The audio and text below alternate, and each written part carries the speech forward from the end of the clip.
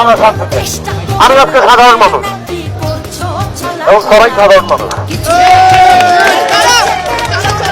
যারা গ্রেফতার হয়েছে আমরা তাদের মুক্তি চাই, মিথ্যা মামলা যারা গ্রেফতার হয়েছে এবং যাদের হত্যা হয়েছে সেসব হত্যার বিচার চাই। এটা কথা বলার এখনই আসলে প্রপার সময়।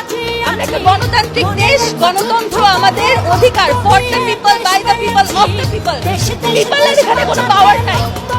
পিপল ওই আমজনতা বলি না, আমরা আমির মতো হয়ে গেছি আসলে। তো আমরা আমাদের অধিকার সম্পর্কে জানতে চাই, আমরা আমাদের অধিকার সম্পর্কে আরো সচেতন হতে চাই এবং সচেতন আমরা হচ্ছি দেখে আমরা কথা বলছি। নাগরিক হিসেবে আমাদের সাথে কিভাবে কথা বলতে হয় সেটা করেছেন, চেষ্টা করছেন, এটা একটা ভালো দিক। আমরা এইরকম আরো অনেক ভালো দেখতে চাই। এতগুলো মেধাকে এইভাবে আসলে এই মৃত্যুর জায়গায় পৌঁছে যাওয়া বা এত রক্ত, এত ক্ষত, এইটা আসলে আমি মেনে নিতে পারিনি, আমি মেনে নিতে পারছিও না একজন সাধারণ নাগরিক হিসেবে।